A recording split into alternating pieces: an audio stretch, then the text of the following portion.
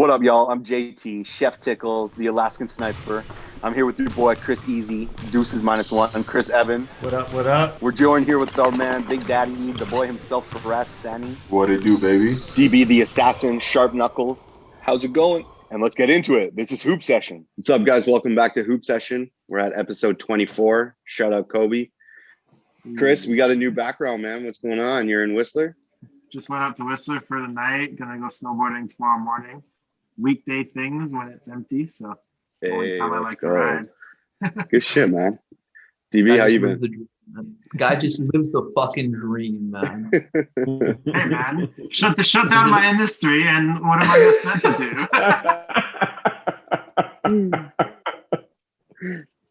do? Oh man, that's awesome. Yo, to answer your question, JT, I'm gonna go to work, and I got regular things going on. So I've been good, man. I had my first day back at work in a minute, which is pretty nice. My back was all messed up. That's why I missed our last podcast a couple of podcasts ago as well. But yeah, man, back to work, back to the grind. Back to the grind. Good shit. Faraz, how you been, bro? Good, man. Just enjoy this long weekend. Not looking forward to going to work. People, man, fucking surviving. Fair enough, man. At least we got the NBA to talk about, right? To watch and talk about. So some topics that we got going on today. We're going to talk about Blake Griffin and Andre Jaubman. Both guys are being sat out by their team in pursuit of a deal. So we're going to talk about kind of where we would like to see them or where they actually might potentially land. We're going to go over our pick'em results and choose a new game.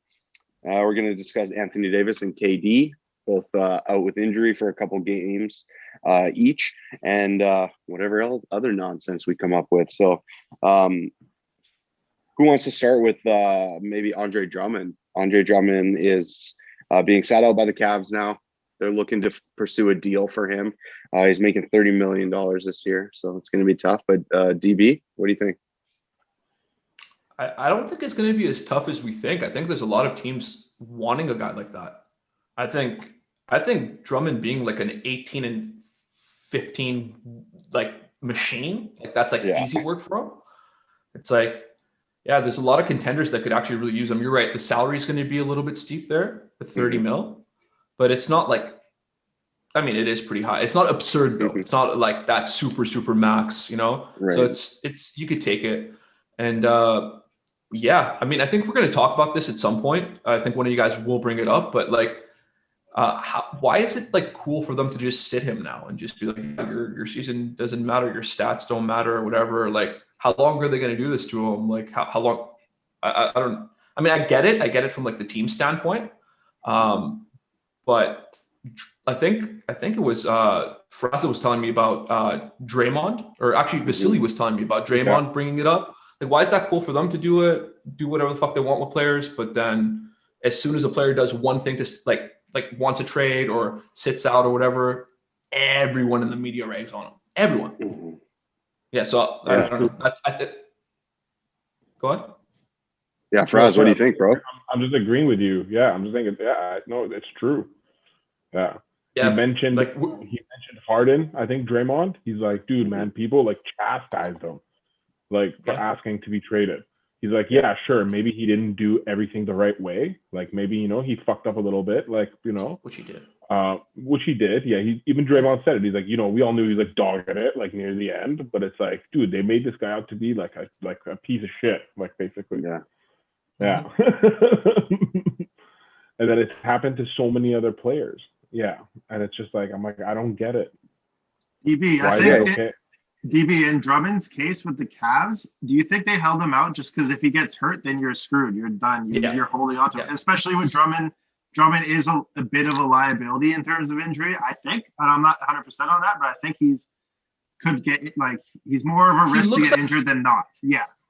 He looks like a dude that's gonna get injured. Exactly. Right? Like he's just like, right, but like I don't think he hasn't been injury prone throughout his career. I don't think so. Yeah. A lot of time.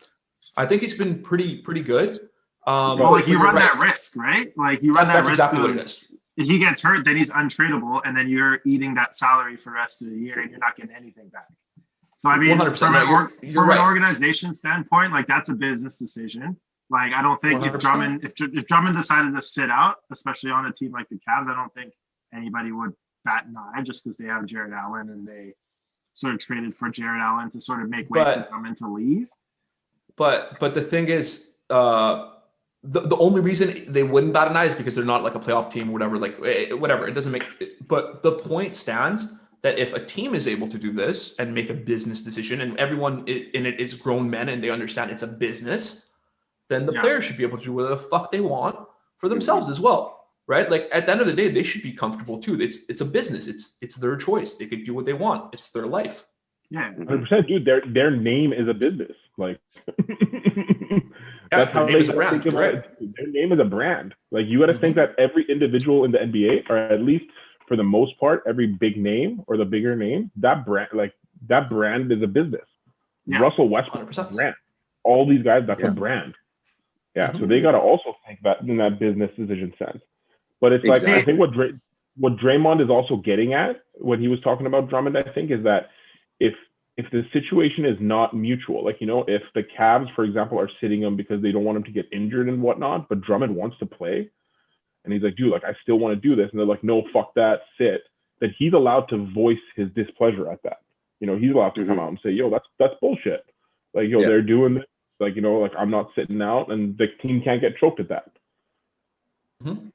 Yeah, but like, I don't know. In another case, that it works both ways, right? It's like you give some and you take some. Like Drummond goes out, says he wants to play. He gets hurt. He's screwed. He still collects his 30 mil or whatever. Cleveland just gets screwed in the process. So it's like you have to give and take some. In the case of Harden, how you're saying how Draymond said he was dogging it, I think that's where you sort of get the negativity thrown onto you by the media. So if you're just dogging it, playing whatever, cruising around in the game, why not just sit out and then wait for the trade and then get traded? Why do you like harm your team, or like not really harm your team? Was he allowed to sit out? I don't know. Was he? Would he be allowed to sit out? He wouldn't get paid if he demands a trade. He's allowed to sit out. Is he not? No, that's the point, right? As a player, he's not allowed to sit out because if he sits out, he doesn't get paid. His contract is void. Essentially, he's sitting out, right? I know, but that's sort of like if you as want a team, trade, they're allowed to sit him.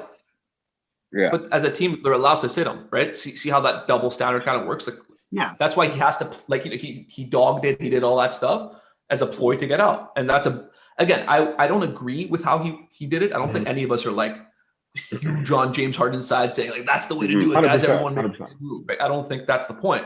But he still made a business decision. It was his choice to move out, and not even business. Like it was a decision for himself. Maybe it's for his own mental health, like we talked about before, right? Like he needed out. He got out. Yeah, I think it's such a double standard. That's exactly what it is. Because, you know, from the business side, we can all say, oh, we understand. From their side, we understand because they're protecting their business. So they're multi-billion-dollar businesses.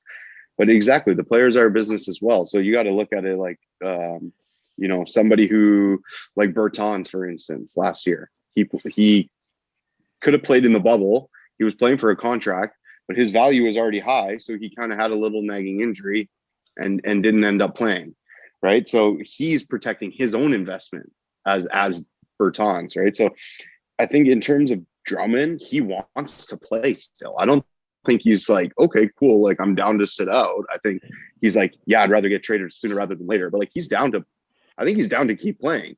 It's just like the Cavs kind of like plateaued a bit and started to drop. They've had like a few game losing streak now, and his value is at its highest. I think if he continues to play, his value would just drop a little bit. Because like you said, DB, right now he's like a 15 and 15 guy, like an 18 and 15 guy.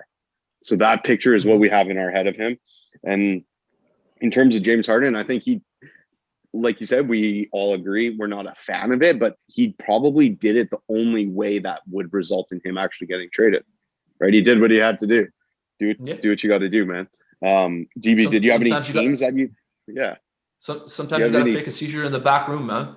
You just got to do it. You got to do what you got to do, man. Oh man. Maybe one of our fans got that. That was a good one. Did you have any teams that you would think Drummond could end up on? No, but I got wishful, like hopeful spots kind of thing. Like, I honestly don't know. I don't know how. Like I haven't thought about how deals would work out really, and like you said, who would eat that 30 mil and what they would have to give back. But like wishful thinking, I'm hoping he goes to someone like maybe like a Washington type team. You know what I mean? Like that'd be wishful thinking for me, man. Like try to keep Bradley Beal happy too, maybe. They did lose Thomas Bryant for the year, right? Yeah. What's that? Thomas Bryant, like out for the year, right? Yeah. Big guy? Yeah, he's out. So, I mean, it's like that's probably not what's going to happen. It's probably going to be more of a contender that's going to go after him, realistically. Yeah. But I don't know where he could go. Like, Chris, would you want him to land in somewhere like Boston? Like, would you? I don't know. Would you want? I don't think so. Would you want him?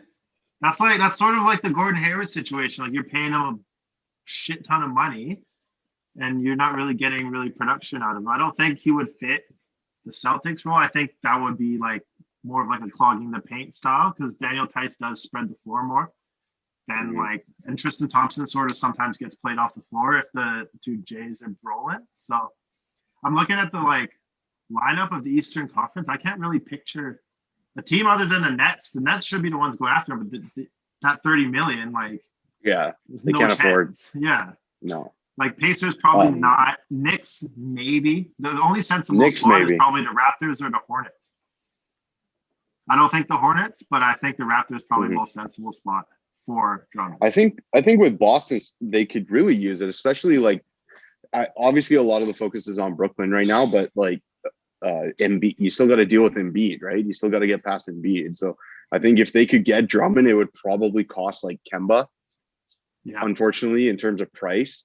Faraz, did you have any teams that you would hope that he would go to or potentially actually could go to? I've read about him being linked to the Raptors. I hope he doesn't go there. Just on a personal level, because I like Andre. Me too.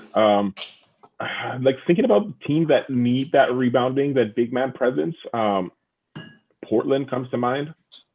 Nurkic still out, although he'll be back soon. Although I just don't have faith in him being healthy. Like it's just I don't know. Like I feel like you got to do something with that. I don't know why. I can see Portland being a good spot for him. Although I don't like the Raptors. I mean, makes sense. They have a lot to offer. I think he would actually be nice in Boston. I think that'd be a pretty good piece in Boston. Yeah. He would get like mismatches all day. Like he would get enough touches. He's not the type of guy that needs to you need to run a play for. Right? Yeah, like pound the ball. Realistically, just dump it down to him once in a while. Just keep him happy that way. That's basically all you got to do. Yeah. And the crazy thing is he's only 27 years old, right? So you can still look at putting him in a place where he can actually stay. So I had Boston, I have Toronto. Those are kind of like what everybody's been hearing. Portland as well, I think would be nice. Just Safe has so much issues in the front court. It'd be like you said, Faraz, it'd be good to have something solid.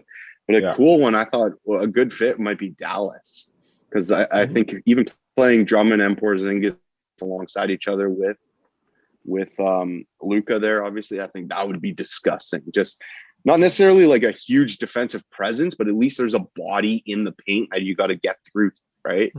Don't just have that free run at the lane with Dwight Powell or Porzingis kind of, they're not huge shot blockers, right? Especially at the rim protectors. I threw this one in the group chat earlier, but let's get it on air. A 3-way potential deal. This absolutely does not work because of money. So something would have to change. But where do you guys feel about this one? So it would be a 3-way deal, including the Cavs, Miami, and Toronto Raptors. The Cavs would get Tyler Hero and a second round pick from the Raptors. Raptors would get Andre Drummond, and the Heat would get Lowry and a first from the Cavs. So the Cavs are giving up Drummond and a first. The Raps are giving up Lowry and a second, and the Heat are only giving up Tyler Hero. Heat still say no. 100%. Yeah, I think the Heat still say no. I don't. Yeah. I think you keep Tyler Hero, and I don't. I just like Lowry. I don't like. So I wouldn't want him to go to a cool team like Miami and just ruin it. Yeah.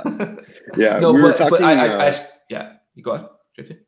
Well, somebody said like, Toronto won't trade Lowry, right? But with this whole Drummond news, I think the fact that they make comparable money, like it's the only thing that would make sense. DB, I know you got a point on that, but quickly, just the fact like him going to a contender, and then Miami still deal would be getting Cavs first round pick. So like that's your kind of sweetener. Like, okay, we got Lowry for this year. Maybe we can sign him for like 10 mil next year.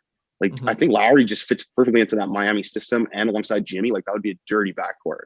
Even as much as we all hate the guy, he makes teams better, right? Yeah. He would make their defense better, and then you still got that second round pick. You got Duncan Robinson as well.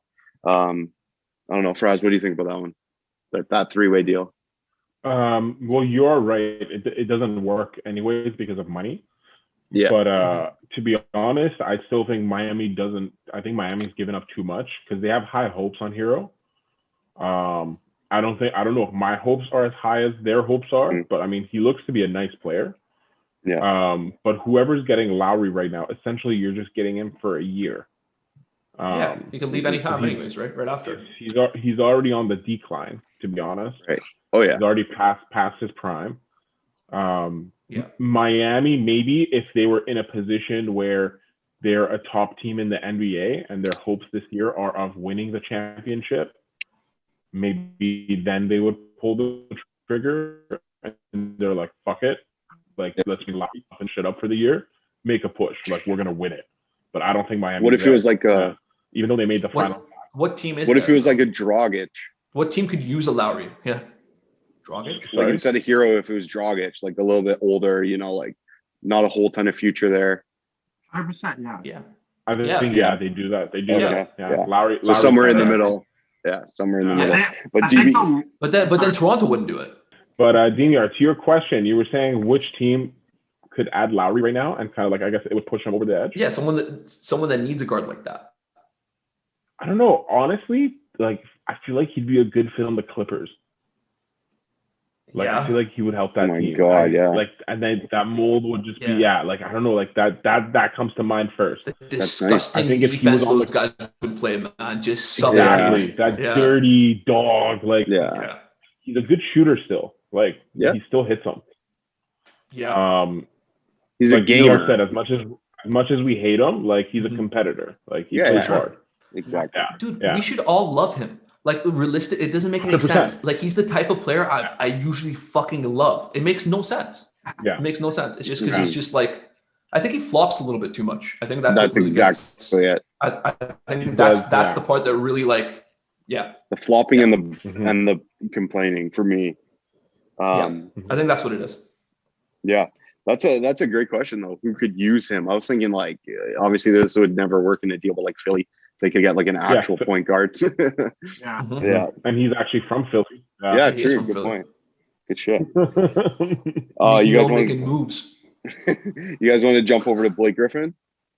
All right. Yeah. So Blake, kind of similar situation to Andre Drummond there. He's this is more of a mutual thing where he's sitting out, team sitting him, but essentially with him, it seems as though he's just going to get bought out. So then there will be a little bit more freedom. We can have a little bit more creativity when we're trying to decide where we would like him to go. What kind of role do you think he can now play? Because I don't know if you guys heard this stat, but Blake Griffin does not have one dunk yet this season. And that's absolutely insane to me. So Daniel was saying that he hasn't been the same Blake.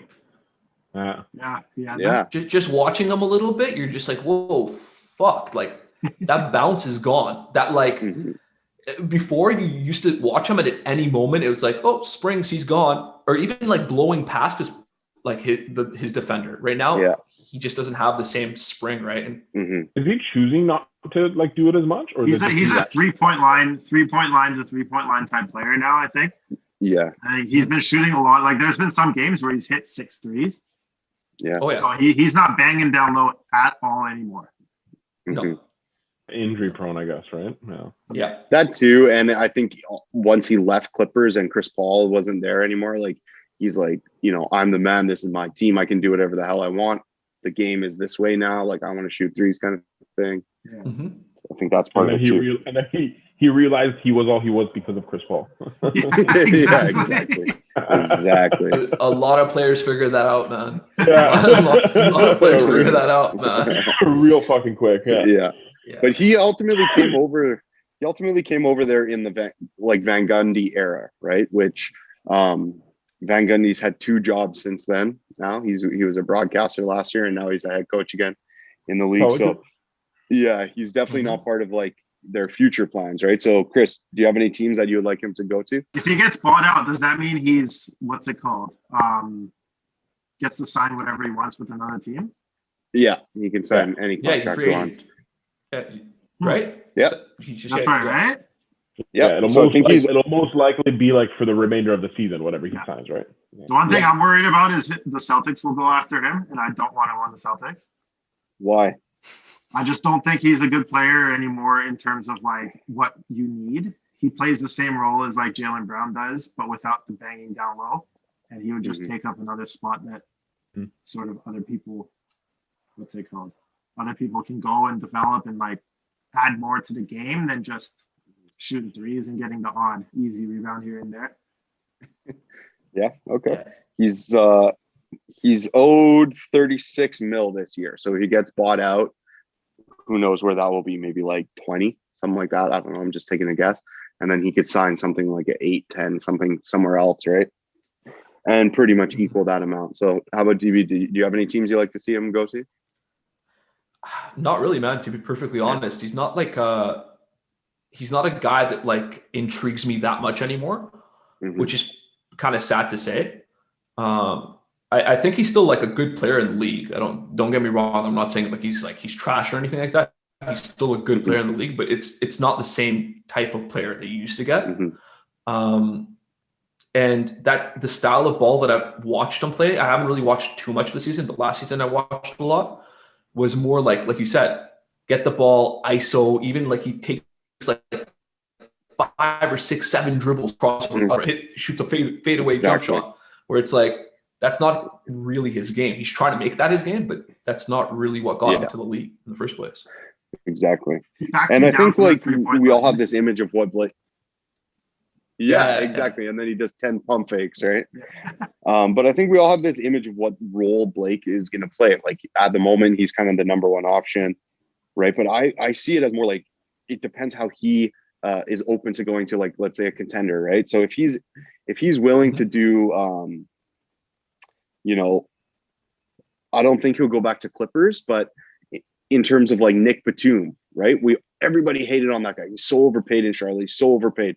Now he goes there. He's starting. He hits a couple threes a game, and because he got bought out, people like love this guy. This guy's amazing. He's the best thing that ever happened to Clippers. Yeah, but do you guys see a scenario where Blake could come off the bench in more of like a role player type role? Like, I don't know if they could necessarily fit him in right now, but like I imagine this guy coming off the bench for the Lakers. Like I think that would be insane, especially with AD going down. Who knows how long he's going to go down for? But I'm just trying to think in a different type of role than we're normally seeing him. I had Boston and Lakers are kind of like the 2 intriguing ones for me. I don't know. Golden State would be insane too, right? He would fit nicely there. They've lacked that 4-man kind of always, right? I think that'd be nice. That would be great. I would love to see that. Yeah. And JT, to your point, he has to take that role though. Yes. He didn't have the option to be the number 1 guy anymore, right? Like it's not like it's even a thing. Like on a really bad team, he could be the number 1 guy. That's the thing, but not right? on a team that wants to win. Chicago. Not on a team that wants to win. Right. Exactly. So I alluded to it a little bit. Anthony Davis seemed to strained calf, re-aggravated strained right calf, which we all know means Achilles. I don't know if you guys watched the game, but it didn't look like a whole time. He just kind of stepped a little bit as like a sidestep trying to avoid Jokic, and he didn't go flying to the ground, which is a good thing. He just kind of walked away and clutched it, but he looked real stiff. Says he's going to be reevaluated in 3 weeks. Chris, what do you think about that? Basically takes him through the All-Star break, hey? Yeah, right.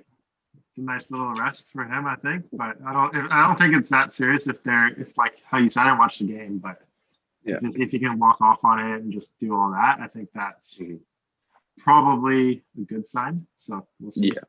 obviously things are going to start coming up closer to the All-Star break with everybody hating on the All-Star game happening and whatnot. Yeah. So everybody wants that rest. So injuries are going to pop up, I think, or like niggling strains, like little minor strains here and there that take 2 or 3 weeks to heal. I think those are going to pop up quite frequently in the next couple of weeks going into All-Star break.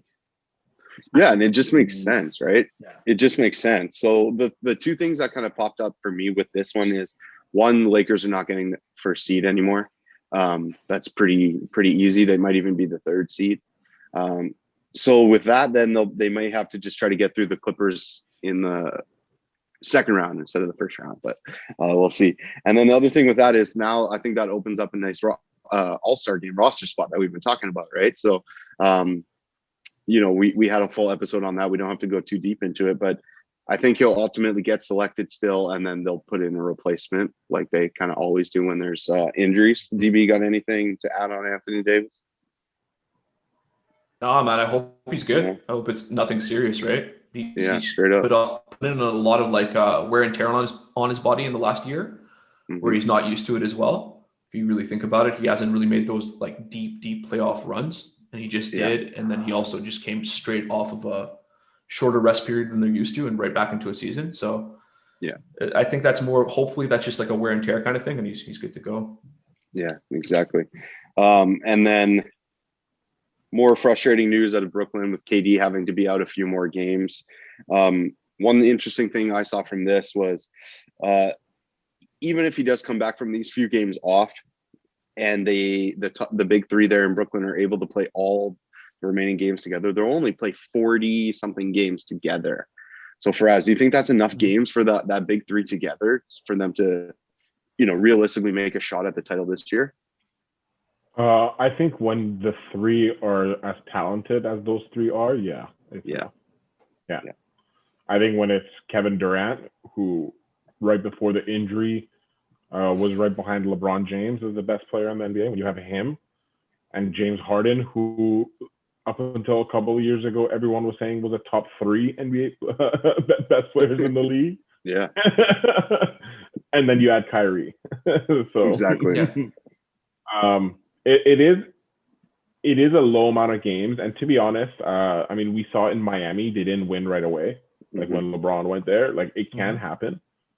But the overall skill of these three it's so high. I just feel like the ceiling is unbelievably high. Yeah. Fair enough. Yeah. It kind of reminds me of the Clippers last year, how they didn't get a whole lot of reps together, but I think, like you said, the outcome will definitely, it should be different, right? Obviously anything can happen, but yeah, I still expect them to be conference finals at the absolute least. Yeah. I think we're going to see a different Harden in the playoffs, because for once, Harden's not going to have that pressure of having to step up every possession. He need it at all. Yeah. And he won't have to hide because Kevin Durant's there. He wants the ball, they'll give him the ball, and Kyrie Irving also doesn't give a fuck. He'll have the ball at the end of the game. For real, man. Yeah. Legit, their confidence level is so good. It's so high that it doesn't matter. I think that'll help James, and I think it'll make him be better. Oh, for sure. Yeah. For sure. That pressure off his shoulders that he's had forever. Although there is a different kind of pressure here as well, right? If he doesn't end up winning with Brooklyn and they have a couple years together and they don't win, that looks pretty bad on him as well. Just to be honest, just straight up. It would, because those other two have championships. Yeah, those other two at least have some championships. Forever, he'll never have a championship, and he played with these two in their primes, right? Yeah. So I think there's pressure for him to win, but not the pressure for him to be the guy that makes them win. He has Kevin Durant. Yeah, good point. Cool. And then moving on to our pick'ems. So just a follow up from last game, which was on Monday night. Last night we did Philly, Utah.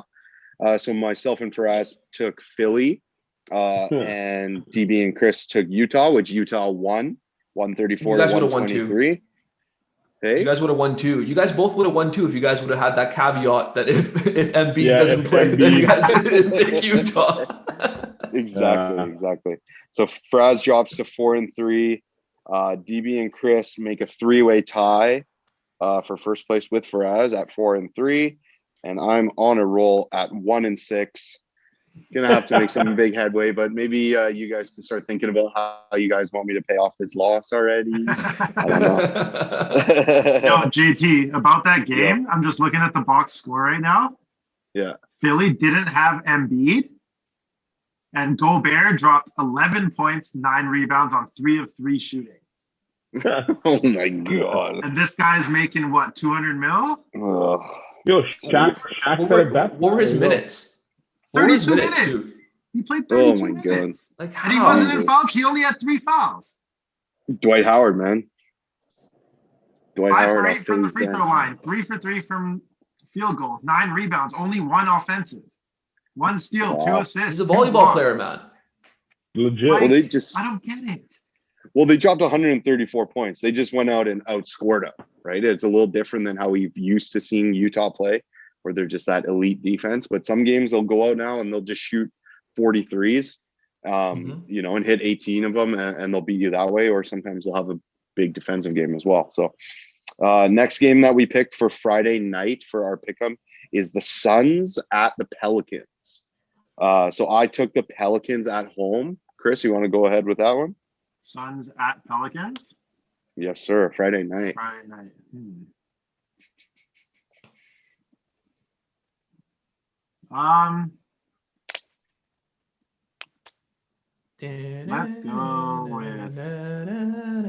Let's go New Orleans on that. I'm picking the Pelicans. New Orleans. You got that? Okay.